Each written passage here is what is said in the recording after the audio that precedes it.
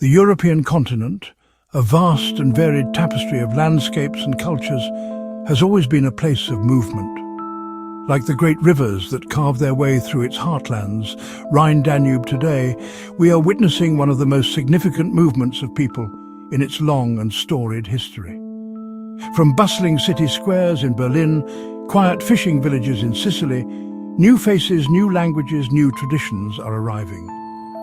This phenomenon, often portrayed as a sudden crisis, is in fact a continuation of an ancient pattern, now accelerated by modern forces.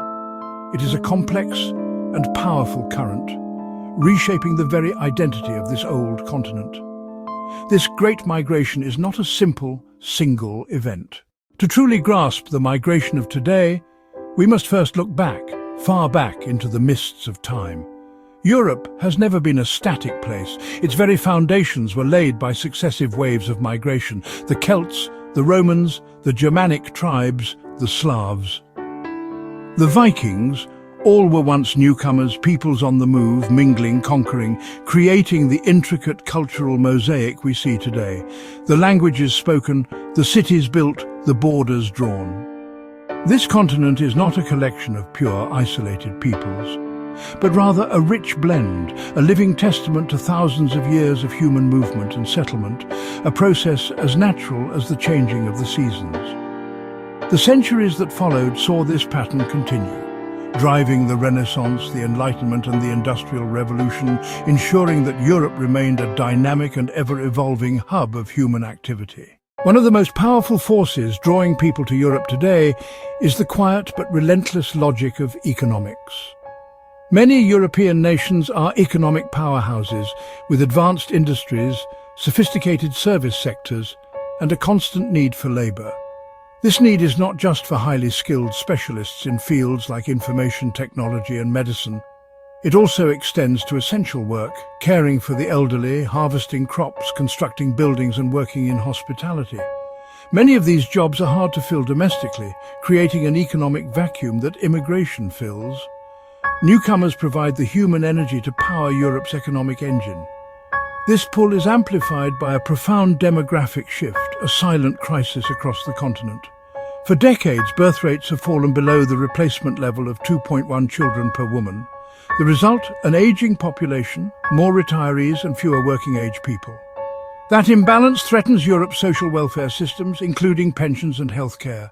Think of it as an ecosystem. A healthy forest needs saplings to grow and eventually replace old towering trees.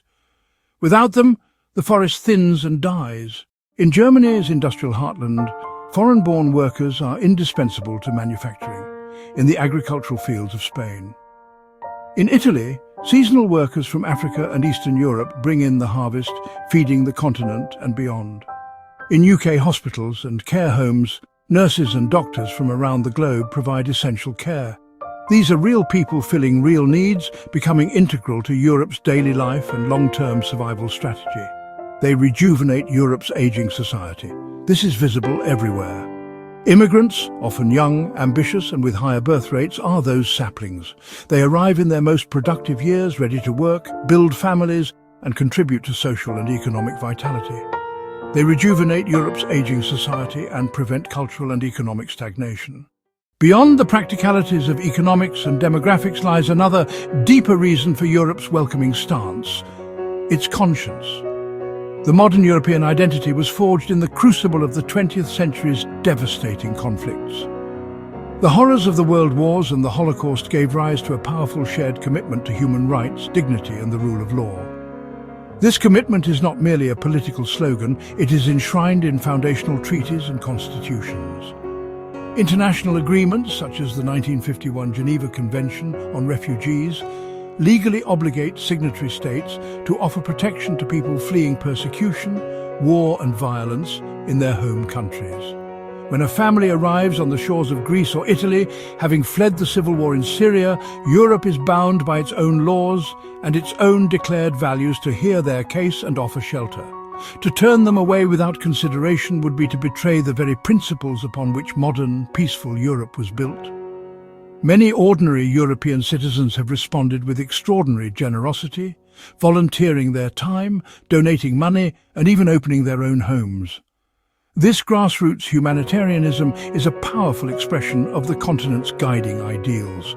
Of course, upholding these values in the face of mass migration presents immense logistical and political challenges. It strains resources and can create social tensions. Yet for many in Europe, the alternative is unthinkable. To build walls and abandon those in desperate need would be seen as a regression, a return to the darkest hours. Therefore, the open and welcoming policy, for all its difficulties, is also an affirmation of a hard-won identity. While the doors may be officially open, the welcome within Europe is not always a warm one. Alongside the currents of compassion and pragmatism run deep eddies of anxiety and fear. Alongside the currents of compassion and pragmatism, one of the most prominent concerns revolves around the sheer pace of demographic change. They see their familiar cultural landscape changing. They hear new languages on the streets.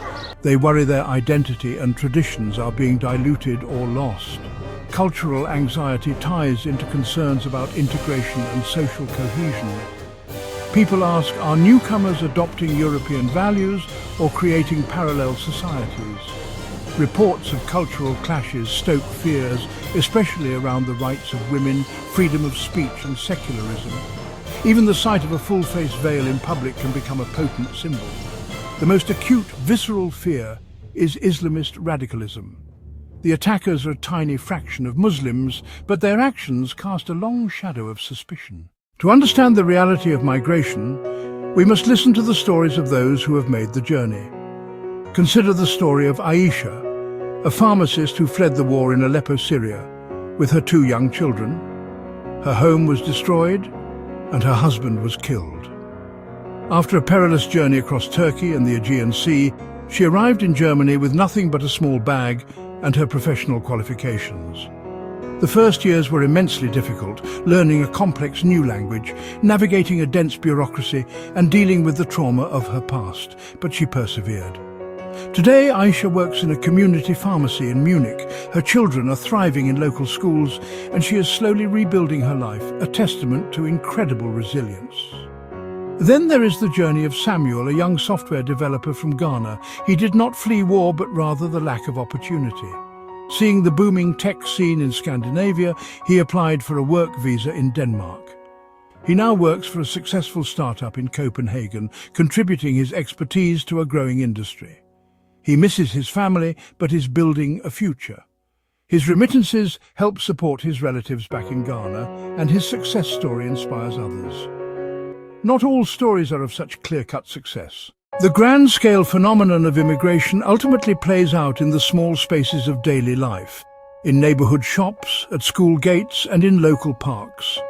For many Europeans, their perception of immigration is shaped not by news reports, but by these personal encounters. In the multicultural districts of cities like London or Amsterdam, this diversity is simply a fact of life, celebrated and taken for granted. Here, a German-born baker of Turkish descent might sell bread to a Polish plumber, whose children attend school with classmates from Jamaica, India and Portugal. In other places, particularly in smaller towns, the arrival of newcomers can be a more jarring experience. When a family of asylum seekers from Afghanistan is housed in their village, it brings uncertainty. They do not share a language or culture. One neighbor might be wary, another might offer a basket of vegetables. This small gesture is a microcosm of the wider European response. A struggling rural school in Spain on the verge of closure is saved by the arrival of several immigrant families, its classrooms suddenly filled with the sounds of children's laughter again. A high street in a declining industrial town in Britain is revitalized by immigrant entrepreneurs opening new restaurants and shops. But the challenges at street level are also very real. Competition for social housing, pressure on local health services, and tensions in classrooms. The success or failure of Europe's immigration policy ultimately depends on how these day-to-day challenges are managed and overcome, one community at a time. When we step back and survey the entire landscape, it becomes clear that immigration is a profound exchange, bringing with it a complex balance of benefits and challenges. On one side of the ledger, the gains for Europe are undeniable. Demographically, immigration acts as a vital transfusion, injecting youth and vitality into an aging continent. Economically, newcomers fill critical labour shortages, start businesses at a higher rate, and pay taxes that help fund social systems. The cultural enrichment is perhaps less quantifiable, but just as significant. Imagine a European dinner table: pasta, potatoes, spices, products of historical exchange. Today's immigration continues this tradition. New sounds in music, fresh perspectives in art and literature, all contribute to a more vibrant, cosmopolitan society. This cultural hybridity challenges old orthodoxies and fosters creativity. On the other side of the ledger, the challenges are formidable and must be acknowledged without reservation. The primary challenge is social integration. Ensuring millions can live together harmoniously while maintaining their own cultural identities is perhaps the most difficult task. When integration falters, ghettos, mutual suspicion, and fertile ground for social problems, including radicalization, can appear. The pressure on public services, schools, healthcare, housing is immense and requires significant investment and planning. The political fallout has been severe. The rise of nationalism and populist politics has strained solidarity and turned the debate into the central political battleground of our time. As we stand here in 2025 and look towards the horizon, the future of immigration in Europe feels like uncharted territory. The fundamental forces driving this movement show no signs of abating. Economic disparities between Europe and its neighbours, Africa and the Middle East, remain vast. Climate change effects will displace millions more.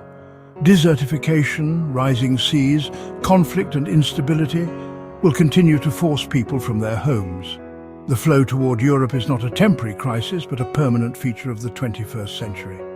Europe faces a fundamental choice: retreat into a fortress Europe with higher walls, sophisticated surveillance and stricter border controls. That path may appeal to fear, but it's unlikely to succeed. Fantastically expensive, morally compromised, and ultimately futile. The alternative is to embrace a migratory world, manage it more effectively, humanely, and intelligently. Invest in integration programs, language training, support for local communities, and cooperation between European nations to share responsibility. End the current burden on frontline states like Italy and Greece. Tackle root causes by investing in development, stability, and good governance. Harder, requiring long-term vision, patience, and political courage. Forge a new, more inclusive identity, European and global, respecting diversity while insisting on democratic and humanistic values. How Europe navigates this path will determine its prosperity and stability and offer a powerful example to an increasingly interconnected world.